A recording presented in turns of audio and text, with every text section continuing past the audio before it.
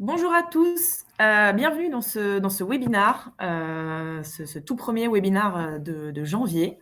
Webinaire un peu spécial parce qu'aujourd'hui, nous sommes avec Nicolas Joyeux, qui est l'un de nos utilisateurs chez Culker. Avant de rentrer un peu dans les détails et les présentations, comme d'habitude, en attendant que les gens se connectent, on va vous passer une petite vidéo et on vous reprend juste après. À tout à l'heure. Joe est prévisionniste, il mène une vie paisible.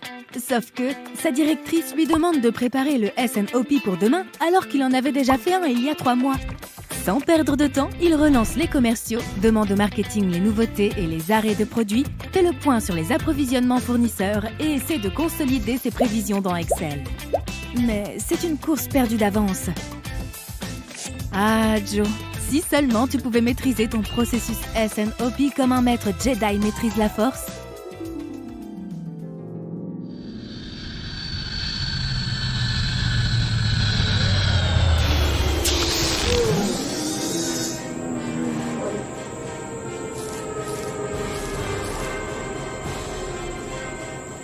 Master Jedi, je dois m'organiser pour mettre en place rapidement des plans SNOP collaboratifs mensuels.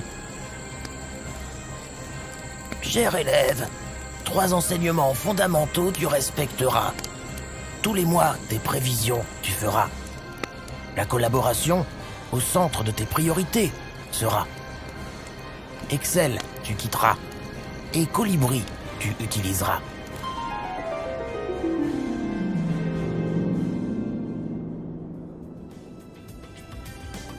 Hey Joe, réveille-toi. Les formations miracles en un jour, ça n'existe pas. Grâce à Colibri, Joe a réussi à impressionner sa boss.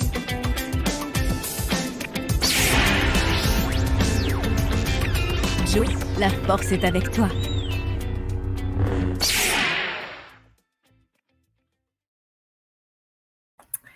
Voilà, donc après cette petite vidéo, on va laisser Nicolas nous montrer que la force a été avec lui également. Enfin, d'ailleurs, on a 2 Nicolas aujourd'hui. Donc, nous avons Nicolas Joyeux qui est venu témoigner avec nous. Donc, comment Colibri SNOP a participé à la renaissance et la digitalisation de Culker. Donc, le petit itinéraire que nous allons voir aujourd'hui. Donc d'abord, une courte présentation de Colibri et puis de Culker. Ensuite, le contexte qu'avait Culker avant de passer sur Colibri. Les problématiques qu'ils ont rencontrées, les objectifs, le projet et enfin les résultats. Qui est avec vous aujourd'hui? Donc, nous avons évidemment Nicolas Joyeux, qui est directeur des opérations chez Culker, Nicolas Comard, qui est directeur général chez Colibri, et moi-même, Bénédicte Fink, responsable marketing. N'hésitez pas à poser vos questions tout au long de ce webinaire. Alors, on essaiera de répondre au maximum au fur et à mesure, mais de toute façon, on se garde toujours, comme d'habitude, 10 ou 15 minutes à la fin pour répondre à tout. Donc, voilà, n'hésitez pas à utiliser le petit onglet questions ou l'onglet chat. Je laisse donc la parole maintenant à Nicolas Comard pour présenter Colibri. Je mets mon micro.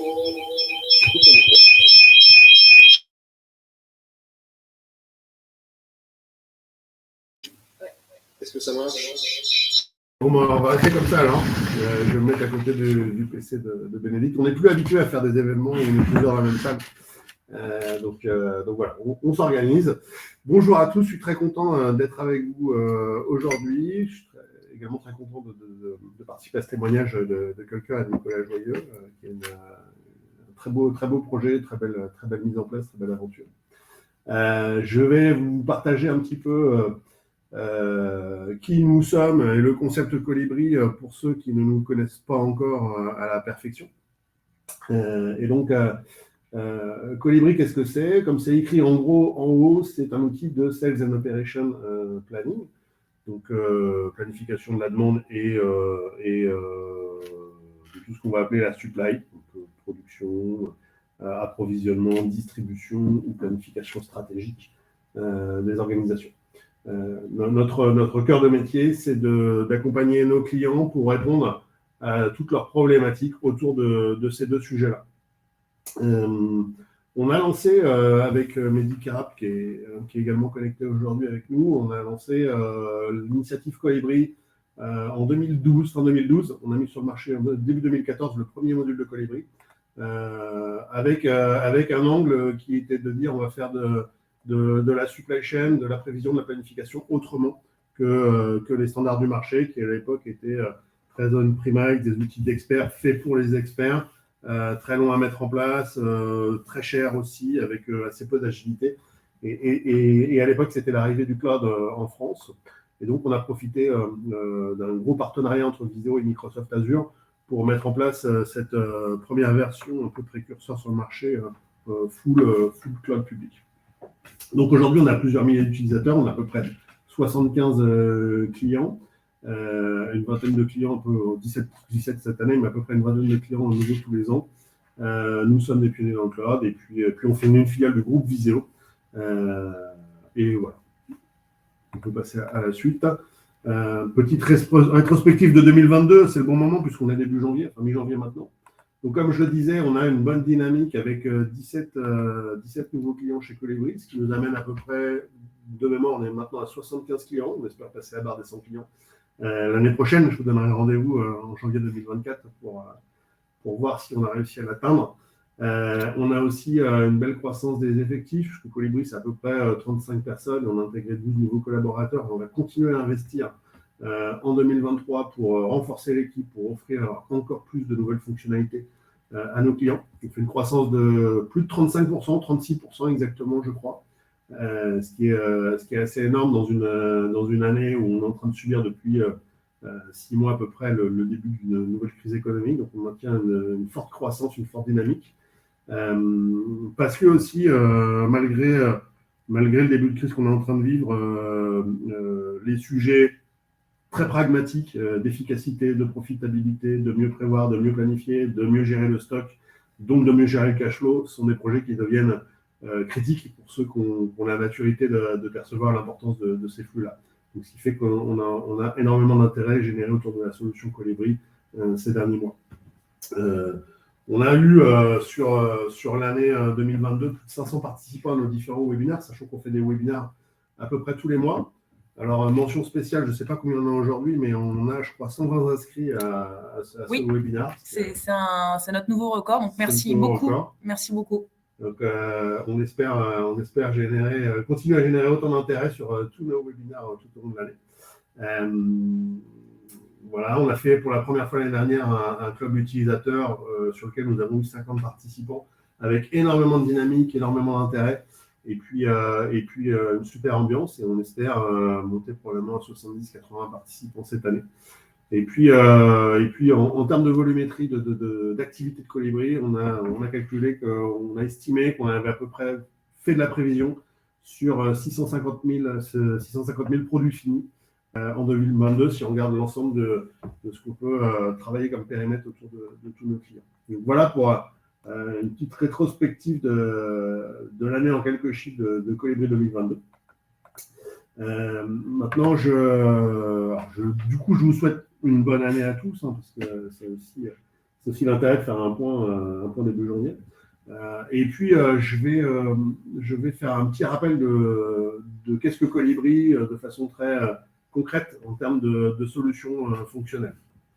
Donc, Colibri, c'est une suite logicielle full cloud de 3 modules. Un module qui va faire d'abord la planification de la demande. Donc, quand on parlait tout à l'heure de SNOP, la première partie du SNOP, c'est bien de mesurer, voire planifier la demande. C'est un module qui s'appelle Vision, qui va du coup traiter de la prévision des ventes, qui va travailler la collaboration et le consensus de la demande, dans lequel nous avons ajouté récemment un add-on qui permet de faire de la planification des prix de vente catalogue, qui permet de faire de la prévision sur plusieurs années, mois par mois, sous un angle financier, voire multi-devises avec les prévisions d'évolution des taux de change.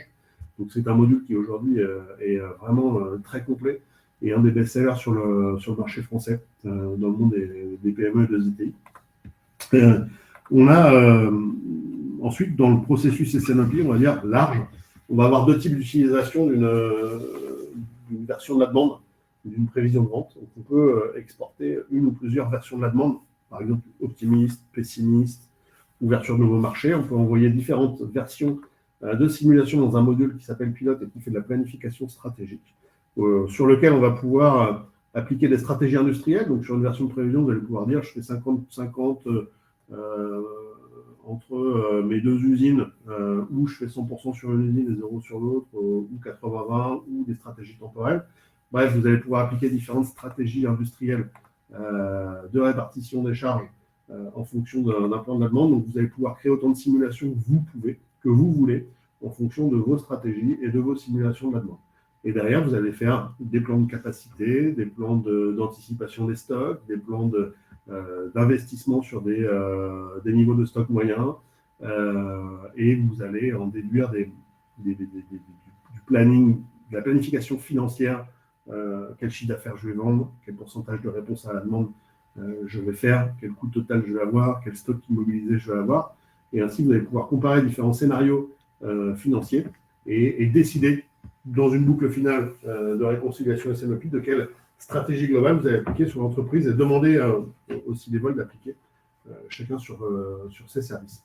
Et donc, une fois que vous allez avoir fait ces deux boucles-là, vous allez avoir pris des décisions d'organisation dans le module stratégique, vous allez avoir validé une prévision de la demande dans le module vision, vous allez pouvoir envoyer ces deux informations dans le module flow, qui lui va se charger de toute la planification opérationnelle au jour le jour, du réassort du point de vente, de la planification de la production, donc de la ressource avec l'adéquation charge-capacité, de la planification des approvisionnements fournisseurs avec les contraintes de Callio complet, de Franco Départ, ou encore de la planification de la distribution intercity. Et bien sûr, vous pouvez faire la combinaison de ces quatre flux-là pour avoir l'ensemble d'une supply chain étendue, planifiée sur plusieurs mois, mais à la journée.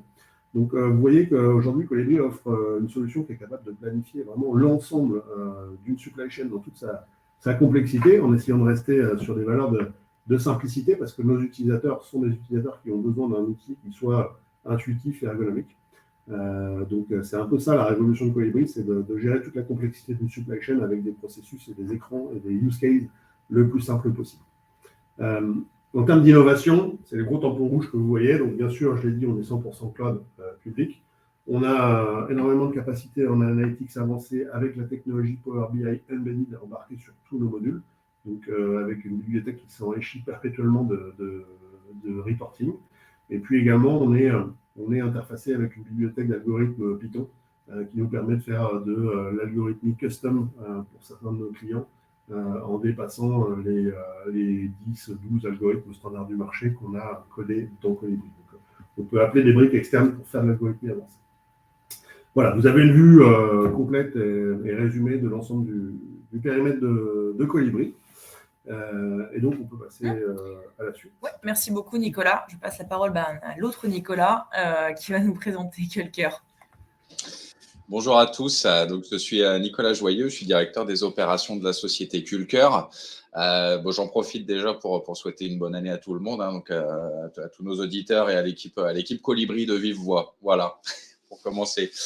Alors, je vais vous introduire un petit peu la société Culker, sur quel secteur d'activité nous sommes, un petit peu le contexte dans lequel je suis arrivé dans la société, et puis jusqu'à l'arrivée de notre partenaire Colibri.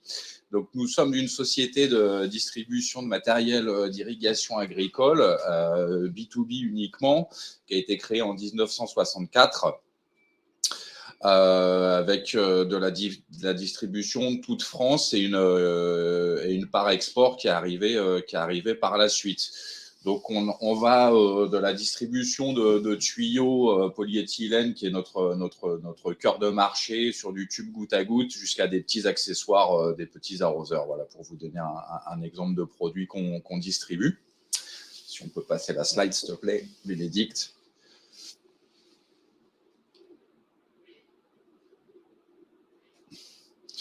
Donc, créé en 1964, première vente à l'export en 72. Donc, j'entends par vente à l'export sur l'Afrique uniquement, donc l'Afrique de l'Ouest uniquement. Des ambitions d'élargir un petit peu cette part export dans le futur, mais pour l'instant, c'est majoritairement Sénégal, Côte d'Ivoire, Gabon. En 1990, donc la société Culker, qui était indépendante et jusque-là appartenait à son fondateur, a été revendue au groupe Vavin.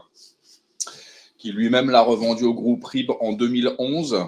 Donc, ce sont deux groupes qui ont acquis la société majoritairement pour récupérer des marchés qui les intéressaient sur leur secteur d'activité où Culker était placé, mais qui n'ont pas réellement investi dans le développement de la société. J'y reviendrai un petit peu plus tard et c'est ce qui va nous amener au point de rupture que nous avons connu en 2019-2020. En 2014, donc, on a célébré les 50 ans de la société. Et en 2017, donc, un LBO a été réalisé par les managers de la société pour que Culker reprenne son indépendance. OK. Donc, quelques chiffres clés sur la société. On a environ 4000 produits en catalogue. On a 400 clients revendeurs sur toute la France. Donc, on a une couverture nationale. Nous avons une agence en Corse. Donc c'est un point de vente comptoir sur la Corse qui lui fait du grand public et du professionnel. On a un effectif de 28 employés à ce jour. Donc, nous avons réalisé un chiffre d'affaires de 17,5 millions cette année, dont 3 millions réalisés à l'export.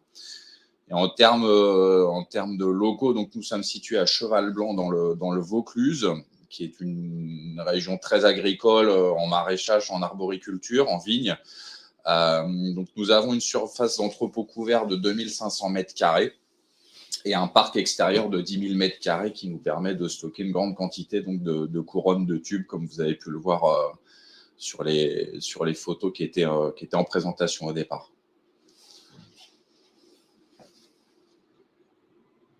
Vas-y, Bénédicte, on peut switcher si tu veux bien. Donc, le contexte. Moi, je suis arrivé dans la société en avril 2020. Donc, j'ai été recruté en tant que directeur supply chain pour remettre un petit peu de process dans la boucle, j'ai envie de dire, puisque la société était quand même en difficulté, était en grande difficulté. Alors, pas une difficulté due à un problème d'activité, mais à des choix stratégiques qui ont été un peu non maîtrisés et beaucoup de choses ont été lancées en même temps et l'équipe n'a pas su faire face à toutes ces décisions. Donc, je suis arrivé dans un contexte où la société était pas loin du dépôt de bilan. Pour être tout à fait transparent avec vous. Donc, quelqu'un est arrivé dans la société pour remettre un petit peu d'ordre dans tout ça et tout de suite est apparu qu'en termes de supply, il y avait quand même beaucoup de carences et qu'il fallait remettre un petit peu d'ordre dans tout ça.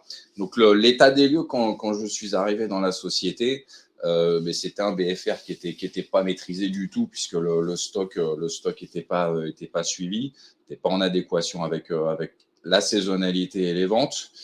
On avait un stock qui était insuffisant en saison et qui était trop en période creuse puisqu'il n'était pas piloté du tout. Mais sur une activité donc, qui est très saisonnière au niveau de l'agricole et encore plus au niveau de l'irrigation, dans le sens où notre saison se réalise de janvier à mai, à peu près, le gros de la saison. Donc, on a besoin d'avoir beaucoup de stock en amont de cette période pour pouvoir livrer nos clients. Et on a besoin de creuser le stock un petit peu plus sur la fin d'année à partir de l'été pour faire avoir un bilan un petit peu sexy quand même. C'était pas le cas à ce moment-là. Pour être transparent aussi, il y avait des problématiques avec les fournisseurs et c'est le besoin client qui venait déclencher l'achat chez le fournisseur. Donc, en termes de taux de service et de satisfaction client, on n'était pas du tout dans les clous. Il y avait un semblant de gestion de prévision au sein de la société, mais qui était basé sur les historiques de vente de l'année passée, qui était lissé sur 12 mois, qui, encore une fois, donc, ne tenait pas compte de la saisonnalité très marquée qu'on a au niveau de notre activité. Et on a un business qui, en plus de tout ça, est météo dépendant. Donc, nous, dès qu'il pleut, pendant 48 heures, il ne se passe plus rien chez nous. Donc, voilà, on doit un petit peu composer avec cet aléa. Et pour autant, notre saison se réalise sur 4 ou 5 mois. Donc, il ne faut pas se louper sur ces mois-là. Donc, très vite est apparu le besoin de piloter la supply, tout simplement. De s'équiper d'un outil qui était capable de gérer cette saisonnalité et de nous permettre d'avoir le stock à la bonne quantité au bon moment et de ne plus l'avoir au moment où il fallait creuser un petit peu le stock pour le bilan. Tu voulais intervenir, Nicolas? J'essaie d'intervenir, mais tu m'entends là? Oui. Ah d'accord, je n'arrive pas à activer mon micro. Ce que je disais, c'est que là, ce que tu présentes, ça montre qui est intéressant, si je puis dire, c'est que là, vous étiez dans une situation à ce moment-là, qui était une situation à risque en termes de pérennité même de l'entreprise, et clairement liée à la synchronisation de vos flux logistiques entre la demande et le sourcing, en fait. C'est ça. C'est ça. Plus la situation globale qui a quand même engendré certaines difficultés financières. Et on sait que dans ces cas-là, il y a des fournisseurs qui suivent, d'autres un petit peu moins, à juste titre ou pas. Donc c'est vrai que la situation était quand même assez critique. Là où c'était un petit peu dommageable, c'est que c'était pas du tout lié à un problème d'activité ou de business, mais bel et bien à des choix stratégiques qui n'ont pas été maîtrisés. Donc, on a quand même eu la chance d'avoir des clients qui sont fidèles et qui sont malgré tout restés, mais avec un état des lieux qui était quand même catastrophique. Comme je le disais, quand c'est la commande client qui déclenche l'achat chez le fournisseur, bon. Et il y avait est-ce qu'au niveau de la direction de Culker, il y avait une vraie prise de conscience, une vraie maturité de où étaient les vrais problèmes? Parce que souvent, quand on arrive dans ces situations-là, c'est un peu la panique, c'est un peu celui qui crie le plus fort. Est-ce qu'il y avait une vraie prise de conscience et une vraie lucidité sur les problèmes rencontrés à l'époque? Alors, non. La supply n'était pas quelque chose qui était considéré comme quelque chose de primordial, ce qui doit pourtant être le cas en B2B, surtout quand on fait uniquement du négoce. Notre seule plus-value, c'est de supporter le stock et d'être capable de livrer rapidement nos clients. Donc, ça a été un petit peu minimisé. Les choix qui ont été faits de rapatrier toute la logistique sur un seul dépôt, de lancer des gammes de produits en veux-tu, en voilà. Mais voilà, ils se sont retrouvés complètement dépassés. Et puis, c'est devenu compliqué financièrement. Donc, quand la nouvelle direction a été nommée, l'état des lieux a été rapidement fait et la priorité, c'était donc de remettre la supply à niveau, sachant que l'activité était quand même, le business était quand même là. Donc, c'était uniquement un problème de supply, entre guillemets. Moi, j'ai été recruté chez Culker pour ça, donc pour mener la conduite du changement et la digitalisation de la boîte. Donc, c'est s'appuyer sur des outils d'aide à la décision tels que Colibri. Ça a été la mise en place d'un WMS pour le pilotage d'entrepôt, améliorer toute la partie logistique, la reprise en main de l'ERP. Enfin, voilà, on y viendra un petit peu après, mais voilà, la mission était là en tout cas. Ouais, ça veut quand même dire qu'il y avait quelques personnes qui étaient à la direction des bonnes initiatives pour s'améliorer. Oui. Il y a un manager de transition qui a été nommé, qui a tout de suite commandé un audit supply, et bon, il est tout de suite apparu qu'il n'y avait pas les bons outils, il n'y avait pas les bonnes personnes. Et du coup, c'est ça qui a été probablement clé dans le changement d'orientation, dans le virage qu'a fait Culker pour aller vers la performance. C'est tout à fait ça. Ok. On peut passer à la slide suivante, Bénédicte, s'il te plaît. Alors, on va parler des problématiques du coup que tu rencontrais avant. Hop. Donc, les problématiques sur la période un petit peu charnière 2019-2020, comme je vous l'expliquais, pas de prévision, donc pas de demande d'achat, pas de MRP et un encours client qui déclenche l'achat chez le fournisseur en arrondissant un petit peu les quantités pour générer un petit peu de stock, mais bon, voilà, ça reste assez précaire. Une base article qui était complètement à l'abandon dans le RP, donc pas de suivi de statut actif ou non actif des articles, pas de classe de rotation, pas d'indice de saisonnalité, pas beaucoup d'indicateurs pour aider à piloter la supply. Le lien entre la supply et le commerce était était assez inexistant, je dois dire. Si ce n'est, voilà, j'ai saisi un devis, il faut commander. Ça s'arrêtait un petit peu là. Le taux de service client, comme je vais me répéter, je l'ai expliqué tout à l'heure, était catastrophique, puisque à partir du moment où le client vous passe commande et il attend une livraison dans les 48 heures parce que vous êtes censé supporter le stock et que c'est cette commande-là qui va déclencher un achat chez un fournisseur européen, il y a quand même un délai à respecter entre ces deux dates-là. Donc le lead time était juste catastrophique. L'équipe n'était pas staffée pour piloter la supply. Donc on a toujours d'ailleurs un approvisionneur qui gérait un petit peu le quotidien, mais sans aucune anticipation, sans aucun pilotage. Et puis, il y avait un niveau de stock qui était beaucoup trop élevé avec cette rationalisation d'entrepôts logistiques qui a été faite. Donc, il y avait des agences en France qui ont été fermées. Ça a été un choix stratégique de rationaliser toute la logistique sur un seul et même entrepôt. Ils n'avaient pas anticipé ça. Donc, ils se sont retrouvés avec un flux de stock très important qui est arrivé sur place. Et puis, ça a été complètement débordé. Il pouvait aussi arriver de commander des références qui étaient plus actives à la gamme, par exemple, puisqu'une base article à l'abandon. Donc du stock mort dès la réception. Voilà. Et au niveau des choix stratégiques non maîtrisés, c'est ce que je vous expliquais. C'était le choix de rationaliser la logistique sur le seul et même entrepôt de cheval blanc. Et puis ils n'avaient pas les bons outils pour piloter et appréhender ces nouveaux flux. Voilà. Donc globalement, on peut dire que vous partiez de loin. On partait de loin. Il y a l'audit prévoyait un dépôt de bilan en mars 2020, pour être tout à fait honnête avec vous, faute de trésor. Et puis la bonne personne est arrivée. Donc je parle pas de moi, je parle du manager de transition qui est toujours chez Culker. Qui veut rester chez Culker, qui est arrivé, qui a réagi très vite, que ce soit au niveau supply ou financier, et qui a redressé rapidement la situation, puisque, encore une fois, le problème ne venait pas du business. On a eu cette chance. Okay. Ouais, c'est incroyable. Enfin, incroyable. C'est la bonne personne au bon moment, au bon endroit, comme on dit. Oui, fallait pas plus tard.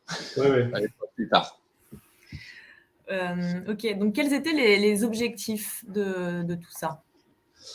Alors, les objectifs, à mon arrivée et puis plus globalement pour Culker, c'était déjà, dans un premier temps, de lancer un petit peu la digitalisation de la société. Ils avaient uniquement comme outil un ERP qui avait été câblé en 2013 et qui n'avait jamais évolué. Personne n'avait jamais vraiment pris la main sur l'ERP. Donc pas de WMS, pas d'APS, aucune source extérieure d'aide pour piloter un petit peu la société. L'objectif, c'était de trouver un outil qui soit accessible à la taille de notre entreprise, pour avoir dans une autre expérience installé un des mastodontes de l'APS. En termes de coûts, c'était complètement inaccessible pour une PME comme Culker. Donc, c'est un de mes fournisseurs, un de mes plus gros fournisseurs qui a installé Colibri, que je ne connaissais pas, pour être honnête, qui m'a parlé de Colibri et qui m'a dit, écoute, tu devrais regarder un petit peu, je pense que ça pourrait être quelque chose d'intéressant pour vous. J'y reviendrai après. L'objectif, c'était de piloter notre saisonnalité. C'est un outil qui a du sens pour nous, puisque, comme j'expliquais, on a une saisonnalité qui est très marquée, qui a tendance à se lisser un petit peu maintenant, mais qui reste quand même très marquée. Et puis avoir un outil qui nous aide à piloter au mieux notre stock. Donc, c'est, comme je le disais, c'est avoir le stock au bon moment, à la bonne quantité, et puis avoir la possibilité de réduire ce stock sur les périodes où on n'en a plus besoin. L'objectif prioritaire, j'ai envie de dire, c'était aussi de retrouver la confiance de nos clients. Alors, bien qu'on les conservait, mais c'était un petit peu la dernière chance. C'était les rassurer et leur montrer que Culker faisait ce qu'il fallait pour mettre les bons outils en place et améliorer un petit peu tout le service qu'on pouvait leur offrir. c'est chose faite depuis, hein, je spoil un petit peu. Et puis, installer aussi en interne un peu de processus collaboratif au sein des équipes supply et commerce, dans le sens où l'outil le permet. Alors, on ne l'utilise pas encore comme il faudrait. C'est quelque chose d'assez récent chez nous, que je souhaite pousser cette année. Mais l'aspect consensus doit être amélioré chez Culker pour impliquer un petit peu plus les commerciaux dans la boucle. J'y reviendrai. Juste pour alimenter ce que tu dis, si j'apporte une vision des autres sociétés qui travaillent avec Colibri, on voit de plus en plus effectivement que, on le sait, un outil de prévision de planification, l'objectif financier assez rapide, c'est de réduire le stock, donc dégager plus de cash, éventuellement augmenter le chiffre d'affaires ou réduire les pénalités clients quand on est fournisseur de la grande distribution, donc ou augmenter le chiffre d'affaires parce que tu as un meilleur taux de service. C'est ça. Je sais pas, vous avez eu cet effet-là d'augmentation du chiffre d'affaires, vous ? On a eu, oui, fatalement, oui. On l'a ressenti, et on l'a ressenti. Alors une première fois avec Colibri, parce que si vous avez le stock, les clients ils se posent moins de questions, ils regardent moins le prix, ils vont moins aller chercher ailleurs, parce que si c'est dispo, je prends tout chez le même. Et on l'a eu une deuxième fois avec le lancement de notre site e-commerce. D'accord. Voilà, donc on a eu ces deux leviers qui nous ont permis de récupérer du CA sur des familles d'articles que certains clients ne nous prenaient pas. Et pour compléter, c'est les deux valeurs ajoutées évidentes dans la mise en place de Colibri. Mais ce que tu mets après est encore plus, pas encore plus, mais apporte une vraie valeur ajoutée forte et à long terme, moyen long terme, c'est la confiance des clients. Quand tu as une supply chain forte et un stock bien adapté et que tu as un bon taux de service, le côté bonne image de marque, bon référencement client, c'est aussi du foisonnement, parce qu'un client content, c'est un client qu'on parle autour de lui, puis inversement, un client pas content, il en parle aussi autour de lui, et rien de pire que la référence. C'est vrai pour nous, c'est comme c'est vrai pour nous. Et donc ça, c'est effectivement super important, et ça va même jusqu'à quelque part dans la relation avec le client, donner plus de force, de pouvoir de négociation quand tu parles de référencement, par exemple, à ton commercial, si tu sais que tu t'appuies sur une supply chain forte. C'est ça. Quand je suis arrivé, la force commerciale c'était compliqué pour eux, parce que ils passaient leur temps quand ils allaient au rendez-vous client. Un rendez-vous client, ça dure 1 heure. Ils passaient 3 quarts d'heure à se faire allumer. Exactement. À savoir quand est-ce que je serai livré, et c'était compliqué pour eux. Donc le kick-off du projet, nous on a eu des résultats tout de suite, hein, ça a été quasi instantané. Maintenant voilà, on n'en parle plus. On ne parle plus de problèmes logistiques, de délai de livraison ou de quoi que ce soit. Donc pour nous, on a remis les choses à niveau. Et ça leur a changé la vie, puisqu'ils avaient 1 heure complète pour faire leur métier. Bien sûr. Et le processus collaboratif permet aussi d'apporter, j'imagine, de la sérénité au jour le jour dans le travail des équipes, où c'est pas celui qui gueule le plus fort, c'est pas celui qui n'est pas responsable d'un problème qui se fait taper dessus. On met un peu l'église au milieu du village en disant, voilà, tu es responsable de ça, tu décides de ça avec la bonne anticipation pour que ça fonctionne. C'est ça. Alors c'est quelque chose qui reste assez nouveau, hein, chez Culker, qu'on doit renforcer en tout cas. Mais l'ambition, c'est de commencer à mouiller un petit peu tout le monde. Ouais. Comme l'outil le permet, on veut pousser ça cette année. Ouais. Ok, super. Ok, on peut passer. Alors pourquoi Colibri ? Donc, comme j'expliquais, on avait une situation financière qui était assez compliquée. Donc, on commençait à récupérer un petit peu de sérénité au niveau financier, mais on n'avait pas des moyens infinis. Donc, on avait besoin d'une solution qui soit abordable pour notre entreprise et en plus dans la situation dans laquelle elle se trouvait. Donc Colibri, comme j'expliquais, je l'ai connu par un de mes fournisseurs qui l'avait installé. Donc on a regardé un petit peu, on a demandé une démo, et puis très rapidement, alors moi j'avais déjà une expérience dans les APS, donc je me suis vite forgé mon idée sur la solution par rapport à ce que j'avais vu avant. Très rapidement, on s'est dit que c'était la solution qu'il nous fallait pour plusieurs raisons. Donc déjà, c'est que c'est du mode full SaaS, donc il n'y avait pas de notion d'installation de serveurs ou de choses comme ça à gérer. Donc c'était un coût en moins pour nous. C'était la possibilité de mise en œuvre rapide. Donc, après discussion, on a vu qu'en général, la durée moyenne d'un projet de déploiement avec Colibri, c'était 3 mois. Sachant qu'on était dans l'urgence et que j'allais me dédier à 100% sur ce projet-là en termes de ressources, j'avais espoir de pouvoir faire un petit peu mieux.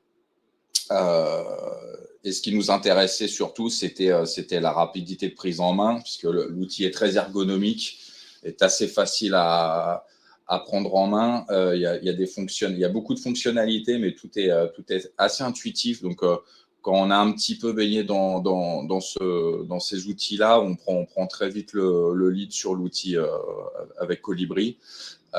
Et ce qui nous intéressait aussi beaucoup, c'était la partie report Power BI que nous avons rendu accessible à toute l'équipe commerciale et que nous avons un petit peu dévoyé de son utilisation première, puisqu'on a fait personnaliser un petit peu ces reports et nos commerciaux, comme nous n'avions pas de CRM, utilisaient ces reports avant leur rendez-vous client pour voir un petit peu via des filtres ce qu'achetaient les clients avant, ce qu'ils ne prenaient plus et orienter un petit peu leur rendez-vous de la bonne manière. Donc ça a été un gros plus pour nous. Voilà, on peut passer à la slide. Ok, on a perdu Nicolas quelques instants, mais de toute façon, il est avec moi. Donc, je ne suis pas loin. Il n'est pas loin. On t'entend ça. Donc, est-ce que tu peux me parler un peu du projet, de la timeline, qui était plutôt rapide, si je ne dis pas de bêtises? Alors, le projet, donc, comme je le disais, donc quand on a fait la première visio pour avoir une démonstration de l'outil, on nous avait répondu que le temps moyen de déploiement de l'outil était de 3 mois, sachant que voilà, si on avait vraiment besoin de démarrer ça très rapidement, je me suis mis à 100% sur le projet et nous, on l'a fait en 2 mois. Donc, on a démarré fin août, le lancement du projet. Donc, j'ai eu un super consultant. J'ai eu un super consultant chez Colibri. Ça a tout de suite matché entre nous parce qu'on parlait le même langage et il se met tout de suite à votre niveau et vous accompagne vraiment dans les développements dont vous pouvez avoir besoin. Il a été force de proposition sur des choses auxquelles j'avais pas pensé et qui nous sont maintenant très utiles. Et comme je le disais, donc je me suis mis à 100% sur ce projet. C'est ce qui a permis, par rapport je pense à d'autres sociétés, d'avoir un déploiement plus rapide.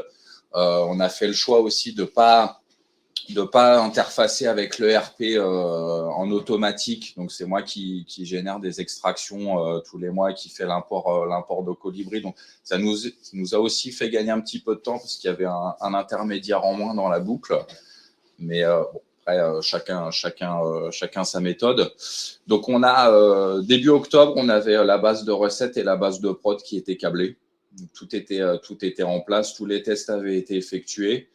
Et donc, j'ai pris 1 mois, j'ai pris tout le mois d'octobre pour faire le nettoyage d'historique dont on avait besoin. Et le premier calcul de prévision a été effectué début novembre. Voilà, donc je suis arrivé en avril 2020 dans la société et début novembre, le premier outil digital, entre guillemets, était déployé. Et puis, on verra ensuite sur les KPI l'effet que ça a eu, qui a été quasi instantané. Donc, voilà, je veux vraiment mettre en avant le consultant qu'on a eu sur ce projet qui, je pense que les autres le sont aussi. Attention, hein, je parle pour moi. Mais voilà, ça a vraiment été un projet collaboratif et voilà, j'ai pas eu quelqu'un qui répondait uniquement à ce dont j'avais besoin, mais qui a vraiment été intégré dans le projet, qui s'est mis vraiment à notre place pour nous proposer des choses en plus. Voilà, et c'est important pour avoir géré plusieurs projets, ça c'est pas toujours le cas. Merci Nicolas. On transmettra tes louanges à la personne concernée. Oui, c'est assez incroyable d'avoir fait un projet en 2 mois. Enfin, incroyable. Moi, la stat que je donne souvent quand on discute avec des sociétés pour mettre en place Colibri, c'est que 90% de nos projets sont faits en 3 mois. Et quand je dis que c'est fait en 3 mois, en général, on me dit vous racontez n'importe quoi, est-ce que c'est vraiment vrai? Et oui, c'est vrai, et la preuve, c'est pas moi qui le dis, c'est toi, Nicolas, vous avez vraiment fait en 2 mois un projet, ce qui fait que quand tout est prêt, ça peut aller très vite, en fait, c'est ça le message. Enfin, quand tout est maîtrisé, en tout cas.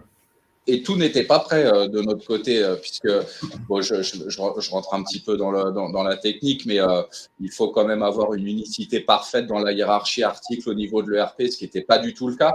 Donc, ce projet nous a aussi permis à nous en interne, enfin, nous a obligés même à nous en interne à restructurer très rapidement la base article pour que ça matche avec les besoins de Colibri. C'est pour ça que vraiment, ça a été ma prio absolue pendant 2 mois. Full time d'être sur ce projet-là. Alors, d'autres sociétés n'ont pas forcément la ressource nécessaire pour dédier quelqu'un à 100% sur un projet. Donc c'est pour ça que je pense que 3 mois est le bon timing. Moi, j'avais la chance d'avoir déjà travaillé sur un APS et d'avoir déjà géré un projet APS. Avec le consultant qu'on avait, on parlait le même langage, qui a quand même facilité grandement les choses aussi. Et puis, j'étais à 100% dessus. Donc, c'est grâce à ça qu'on a réussi à boucler en 2 mois. Super. On peut parler maintenant des résultats, du coup, oui. Tant attendus. Vous voyez bien toujours mon écran parce que j'ai eu un petit message qui disait que ça, c'est toujours bon. Nicolas, tu vois toujours mon écran? Ok, super. Ouais. Très bien. Alors, c'est tout bon. Alors, quelques KPI, je te laisse la parole. Alors, bon, les résultats ont été instantanés. Hein, donc, par plusieurs, il y a plusieurs facteurs qui ont contribué à ça. Donc, il y a déjà Colibri qui nous a permis d'injecter de la prévision dans notre ERP, de générer un calcul des besoins sur 6 mois et puis de reprendre un flux, entre guillemets, standard de notre supply en générant de la prévision, en passant des commandes à nos fournisseurs pour générer du stock et ainsi répondre à la demande de nos clients, ce qui était, je vous le rappelle, pas le cas avant. Donc, on est monté très rapidement à un taux de dispo de produits de 96%. On était à moins de 50% avant d'avoir déployé la solution. On a aussi grandement réduit notre niveau de stock, puisque nous avions pas mal de… Alors, il y a eu plusieurs actions qui ont été faites là-dessus. On avait pas mal de stocks morts. Donc, il y a eu des opérations de déstockage. Il y a eu des offres qui ont été faites aux clients pour dégager un petit peu les nanars, hein, faut le dire. Mais voilà, sur la gamme active, en tout cas, à ce jour, on a une réduction de notre niveau de stock annuel de 5%. Et on a un taux de rotation des stocks qui est quand même bien meilleur qu'avant, puisqu'il a augmenté de 14%, ce qui est juste énorme à notre échelle, en fait. Hein. Donc, il faut vraiment en avoir conscience. Donc, c'est l'amélioration de ces KPI, il passe vraiment par le fait qu'on ait structuré dans un premier temps la base article en gérant des statuts commerciaux sur des articles qui étaient actifs ou inactifs, en gérant de la classe de rotation. Tout ça a été mis en place pour Colibri. Et le résultat derrière, c'est cette gestion de saisonnalité avec Colibri qui nous permet d'avoir le bon stock au bon moment. Donc obligatoirement, le taux de rotation des stocks s'en ressent amélioré de facto. Et on a aussi amélioré directement notre coût stock annuel qui a baissé de 13%. Donc voilà, tout ça permet d'avoir un meilleur cash flow et puis de grandement améliorer le BFR. Et nous a permis d'investir dans d'autres projets, du coup. Donc, il y a eu, comme je le disais tout à l'heure, le lancement d'un site e-commerce, donc toujours B2B, réservé à nos clients, qui lui, nous a permis d'afficher, pour nous démarquer un petit peu de nos concurrents, d'afficher le stock dispo directement sur le site. Donc les clients ont accès à notre stock et savent tout de suite s'ils vont pouvoir être livrés ou pas. Et à partir du moment où ils passent commande sur le site, selon le volume de la commande, ils peuvent être livrés sous 48 heures. Donc, c'est quelque chose qu'on n'aurait pas… c'est un risque qu'on n'aurait pas pris si on n'était pas sûr de nos stocks et de notre dispo. C'est intéressant ce que tu dis là, parce que quand on échange souvent avec des sociétés aussi qui se posent la question de faire un projet comme ça, ce qu'on dit souvent, c'est que c'est des projets qui vont permettre d'avoir un retour sur investissement ou un dégagement de cash qui va pouvoir permettre d'investir sur d'autres solutions, qui va faire un peu le cercle vertueux. C'est ça. Et là, est-ce que tu as dit que ça a été assez rapide? Tu dirais que le retour sur investissement financier, voire au-delà du retour sur investissement, c'est-à-dire le dégagement de cash pour faire d'autres projets, c'était en combien de temps après le démarrage de Colibri? C'est 6 mois, c'est 3 mois? C'était en 4 mois à peu près. En 4 mois. Alors, en 4 mois, vous aviez du cash sur le compte, en gros, et vous vous êtes dit, on va lancer un autre projet pour faire encore mieux. Oui. Ça, on avait déjà l'idée, on savait déjà quel projet on voulait lancer, mais voilà, on attendait d'avoir un petit peu de background suite à la mise en route de Colibri et de confronter ça un petit peu à l'activité pour nous rassurer sur le fait qu'on pouvait lancer autre chose à côté, ouais. Se permettre de faire ça. Ouais. Là, c'est top. Et donc, ce site e-commerce a eu un effet, comme je reviens un petit peu sur ce que je disais tout à l'heure. Donc, on a eu le premier effet Colibri qui, du fait que le stock est disponible, les clients reprennent confiance. Et puis, on ne vous parle plus de délai, de logistique ou quoi que ce soit. Et puis, on est quand même dans une période où, en termes de prix, tout le monde regarde maintenant. Il y a eu, nous, on a été très impacté par les matières premières l'année dernière. Ça s'est un petit peu calmé là en début d'année, mais ça risque de pas durer. Donc, on était vraiment, nous, notre client final, ça reste l'agriculteur. Donc, il n'a pas des moyens illimités. Donc, il fallait en plus du stock il y avait cette notion de prix quand même où ils étaient un petit peu vigilants. L'avantage qu'on a eu, c'est que par rapport à nos concurrents, on n'a pas eu de rupture, on avait le stock et la notion de prix est pu rentrer en ligne de compte. Donc ça nous a permis de faire une belle année. Donc l'effet e-commerce, c'est que voilà, on a un client test, qu'on suit parce que c'est vraiment la typologie de client qu'on souhaiterait avoir avec. On souhaiterait qu'il se passe exactement la même chose avec les autres. C'est un client qui, avec le site, l'affichage du stock dispo sur le site, commande à peu près 30% de produits en plus qu'il prenait avant la concurrence. Voilà. Et l'affichage de ce stock, c'est quelque chose qu'on ne se serait pas permis de faire sans être sûr de notre coût et sans avoir un outil derrière qui permet d'avoir une fiabilité de dispo stock. Voilà. Donc et ça, c'est Vision qui nous le permet. Donc voilà, je mets vraiment l'accent là-dessus. C'est quelque chose qu'on n'aurait pas fait sans cet outil. L'évolution des chiffres est vraiment phénoménale. Hein. Ah oui, c'est monter la pente assez rapidement. Donc, on a eu la chance d'avoir la bonne personne au bon moment. Voilà. Je parle pas de moi. Oh, tu as participé quand même.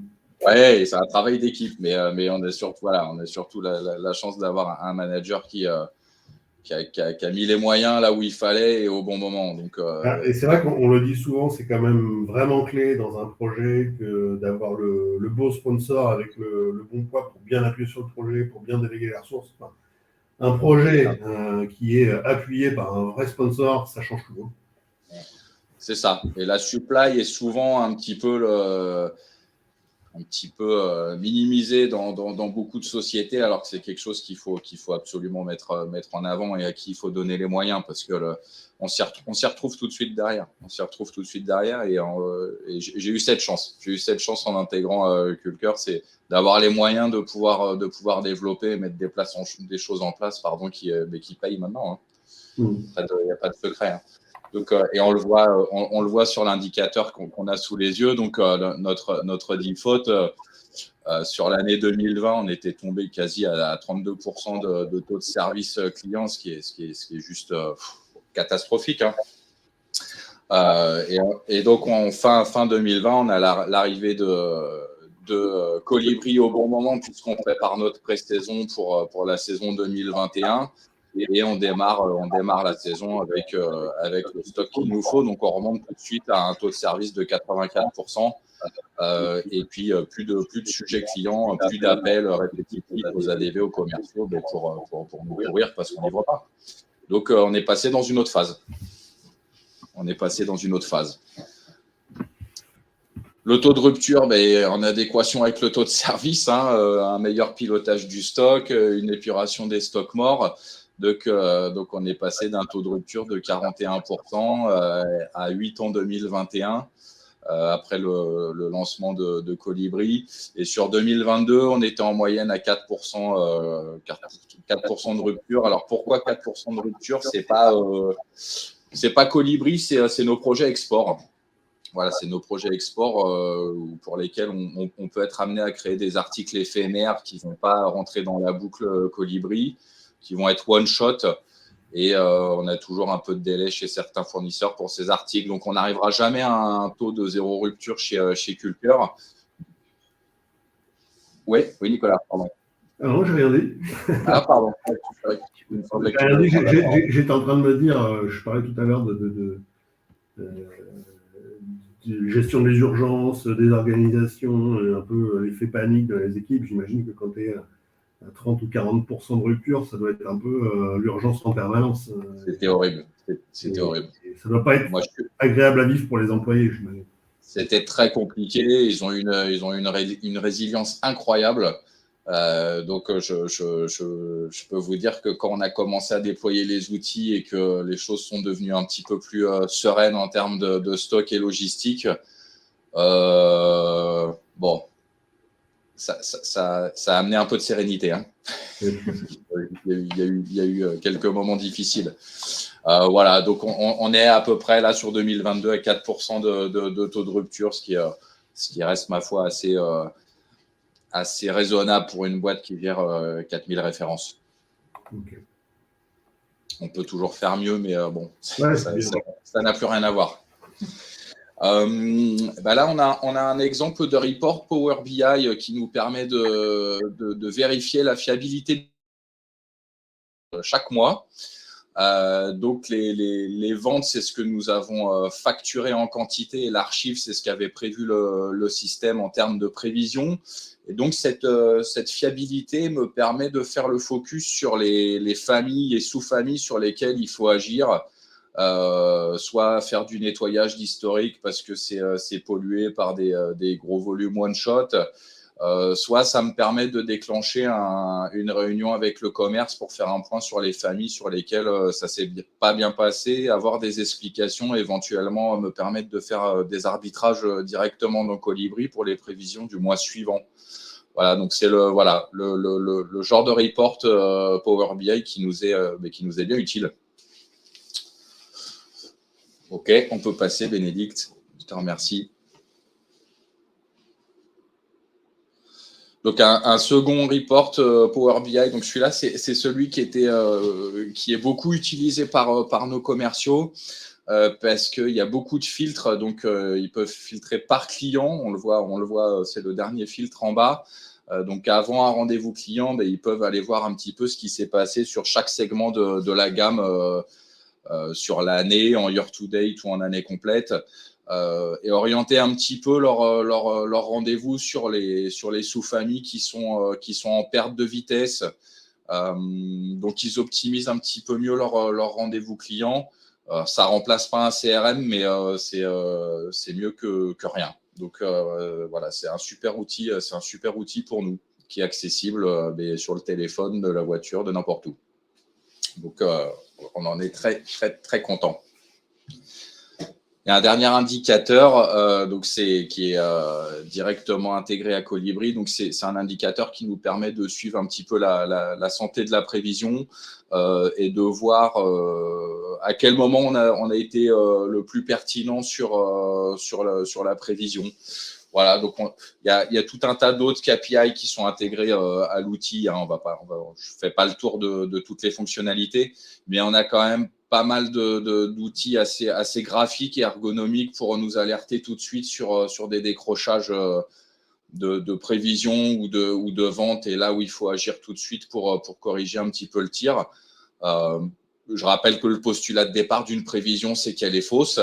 Donc, je tiens vraiment à mettre l'accent s'il y a des gens qui sont là pour éventuellement mettre un APS en place. C'est pas un outil magique qu'on lance une fois par mois, qui calcule et qui vous donne ce qui va se passer. C'est vraiment un outil qui a besoin d'être maintenu, d'être piloté. Idéalement, il faut quand même avoir une ressource dédiée à l'outil si on veut bien l'utiliser. Je ne sais pas ce que tu en penses, Nicolas, je te laisse prendre la main là-dessus, mais pour moi, c'est quelque chose quand même qu'il faut dire, qu'il ne faut pas minimiser. Ce n'est pas un outil magique, quoi. Ce n'est pas on le lance une fois, ça calcule et puis tout est fait, quoi. Ce qu'on peut dire, c'est qu'effectivement, l'outil ne peut pas deviner les comportements clients. Plus tu t'éloignes du consommateur final, à la limite, quand tu es en B2C, un outil de super intelligence artificielle, il pourrait éventuellement détecter les comportements en faisant de la prévision à la journée. Maintenant, là, on est plutôt dans du B2B, c'est-à-dire que vous avez l'impact de la météo, et puis il y a la stratégie de tous vos clients, en fait.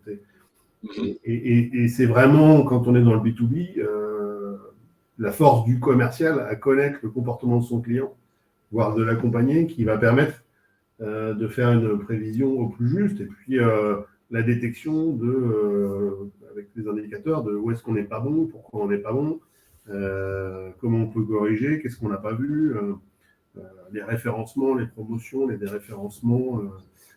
Il y a plein d'événements, il y a plein de cas qui peuvent ne pas être prévisibles, en tout cas par une intelligence artificielle. Ouais. Ce qu'on dit, c'est que c'est bien d'avoir les deux, mais qu'effectivement, ce n'est pas un outil magique. Il faut qu'il y ait une intelligence humaine qui se penche un petit peu sous la question, sans être un expert, mais il faut bien se pencher sur la question et comprendre un petit peu comment se comporte le marché pour bien anticiper. C'est ça. Mais c'est important de l'expliquer quand même, parce que pour avoir échangé avec pas mal de personnes qui réfléchissent à ce genre de système, j'ai l'impression qu'ils minimisent toujours un petit peu le besoin humain derrière pour piloter l'outil. C'est pour ça que je me permets de spécifier que c'est pas un outil magique et qu'il faut quand même quelqu'un derrière, quoi. Voilà. Vous, c'est une bonne question pour une société de votre taille. Il y a combien de personnes dessus et il y passe combien de temps?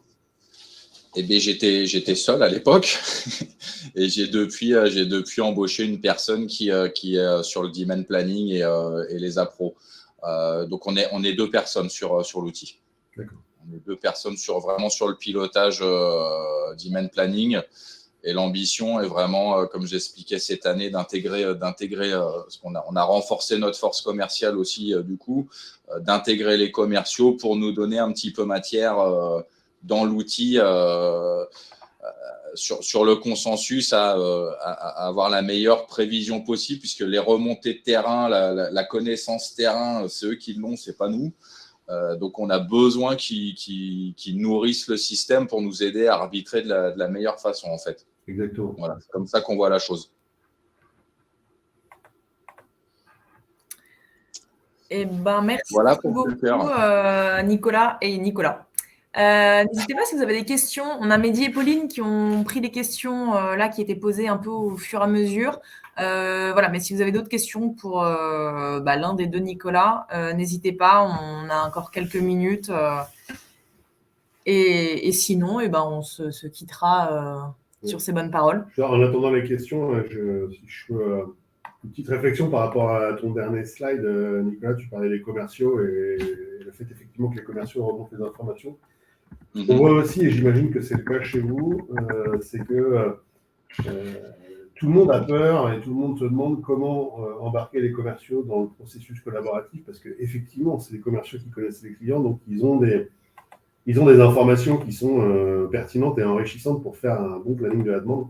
Et ce qu'on voit, c'est que là où les commerciaux sont convaincus, soit par les résultats, soit par le fait qu'ils sont convaincus tout simplement que une planification, une gestion de la demande plus meilleure va leur permettre d'avoir une meilleure disponibilité, donc eux-mêmes d'être plus performants dans la vente. Là, une fois qu'on réussit à convaincre, à embarquer les commerciaux là-dedans, ils deviennent moteurs dans le processus collaboratif. Alors, je ne sais pas si c'est le cas chez vous, mais c'est assez flagrant. C'est l'ambition.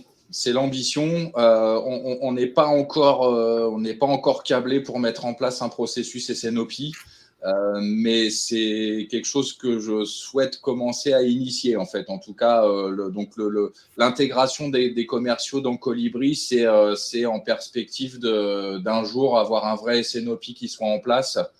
Alors, c'est quelque chose qui ne va pas être facile, en fait, pour tout vous dire, parce que c'est eux, pour l'instant, ils prennent ça comme une charge de travail supplémentaire. Donc, ils disent « Ah, je n'ai pas le temps, etc. » Mais voilà, donc l'enjeu, c'est vraiment de leur faire comprendre que plus ils nous donnent d'infos, plus ils vont dans l'outil et ils renseignent les données dont ils ont besoin, et plus proche on sera de la réalité. Donc, l'enjeu est là, mais c'est vraiment quelque chose qu'on veut développer. Ouais. C'est très important. C'est dans l'ordre des choses, en tout cas. Je vais juste répondre à une question de Tanguy que je vois, qui demande si les achats sont intégrés dans la constitution des prévisions. Alors, dans le module Vision, ils ne le sont pas. Les achats sont pris en compte dans un second temps dans notre MRP, en fait. Donc, nous, ce qu'on fait, c'est qu'on fait tourner le calcul de prévision dans Colibri et je viens importer ces prévisions directement dans mon ERP. Et c'est le système du calcul des besoins derrière qui vient, en fait, à partir de cette donnée d'entrée qui est la prévision Colibri, faire une image du stock, des achats en cours, etc. pour calculer les besoins en achat. En complément, je disais que dans l'introduction, c'est qu'on a un module qui fait, pour ceux qui n'ont pas la possibilité de le faire dans l'ERP ou dont l'ERP est un petit peu trop faible en fonctionnalité pour bien gérer les approvisionnements achats, on a aussi le module Flow dans Colibri qui permet de le faire. Donc, et on voit que c'est moitié-moitié ceux qui le font dans l'ERP, ceux qui vont le faire hors ERP, cette gestion des achats. Alors, je vois qu'il y a pas mal de questions. Oui, quelques questions qui sont tombées. Quelle question coût moyen d'un projet de ce type. Un projet pour un module, ça dépend de la taille de la boîte et de la complexité. Donc on va dire que ça peut aller entre 10 000 et 40 000 euros forfaitaire, selon la complexité et le nombre d'options activées. À détailler, hein, vous pouvez demander à notre équipe commerciale qui peuvent en quelques heures vous faire une estimation précise. Un retour sur le besoin de transformation des données ETL. Alors, je ne comprends pas bien la question. Le retour sur le besoin de transformation de données ETL. Tout ce qui est, si la question c'est sur l'interfaçage de données, on fonctionne en fichier plat avec des imports assez simples et assez rapides à mettre en place. Je ne sais pas si Pauline peut aider à répondre à la question, parce que je vois qu'elle est connectée. Mais voilà, on est effectivement sur une technologie en tout cas ouverte, où on demande à nos clients de nous envoyer les données sous un format et on leur renvoie les données sur le format attendu, souvent en fichier plat. Et si on a besoin d'utiliser un ETL pour faire de la transformation du fil, de la concaténation, enfin toute action sur les données, on peut utiliser l'ETL Azure Data Factory dans les services Microsoft Azure sur lesquels sont restés Colibri. Pierre pose pas mal de questions. Éventuellement, je vous propose, si vous pouvez lui communiquer mon mail éventuellement. Je pense qu'il y a besoin de rentrer un petit peu dans le détail. Oui, en plus, c'est des questions management de transition et profil, c'est effectivement. Oui. Donc, éventuellement, si contact mon contact. Et puis, vous pouvez me contacter directement, on échangera ensemble là-dessus. Et Pierre, on s'enverra le contact de Nicolas. Arnaud pose la question, les données sont-elles correctement déjà structurées? Alors, je crois que tu disais, Nicolas, que toi, dans ton projet, c'était pas le cas, mais vous avez fait un projet pour vous pencher sérieusement dessus et mettre en place toute la structure de données rapidement. On n'avait pas de structure de données, donc on avait un code article et puis c'est à peu près tout. Et une famille. Donc, avec l'outil, le but, c'est de travailler de façon agrégée, pas au SKU. Donc, on avait besoin de créer un niveau qui nous permette d'avoir un groupe statistique qui soit agrégé, mais pas trop, parce qu'il faut trouver le bon niveau. Si on travaille de façon trop agrégée, on n'est pas bon. Et si on travaille à l'article, ça prend beaucoup trop de temps, c'est pas bon non plus. Donc on a trois niveaux. Nous, on a structuré de trois niveaux. On a un segment, une famille, une sous-famille et un SKU. Et on travaille à la sous-famille. Donc, c'est quelque chose qui n'existait pas. Donc, j'ai tout créé dans le RP. Donc, il a fallu revoir toute l'arborescence article dans le RP, puisque l'outil, le fichier d'import des données de l'outil Colibri impose une unicité parfaite entre ces différents niveaux. Voilà. Donc, après, c'est un apport de fichiers Excel de la base article, de la base client, et puis après des données de vente au mois le mois. Ok, super.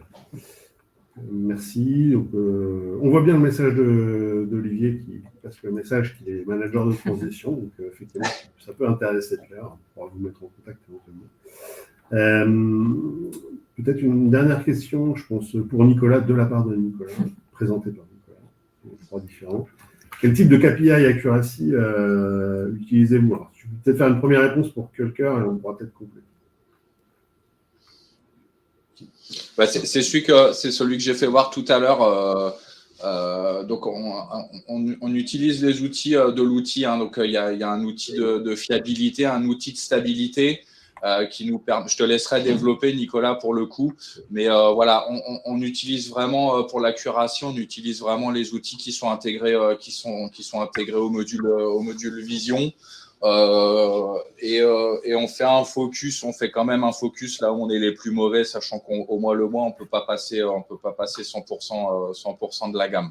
C'est comme ça qu'on fonctionne en tout cas chez nous. Alors, au début, dans Colibri, on avait, je crois, ce qu'on appelle le MAP et le MSE, donc, ce sont deux méthodes de calcul de la forecast accuracy. Mais aujourd'hui, avec la technologie Power BI, en fait, on peut faire n'importe quelle formule. Donc, pour le coup, on peut dire que sur les indicateurs, de formules de forecast accuracy, on peut tout faire et on peut le calculer à n'importe quel nœud. Et comme vous voyez, les petits plus ici, ça veut dire que non seulement on peut le calculer au niveau de la goutte, mais si on appuie sur un petit plus, on peut descendre, on peut filtrer.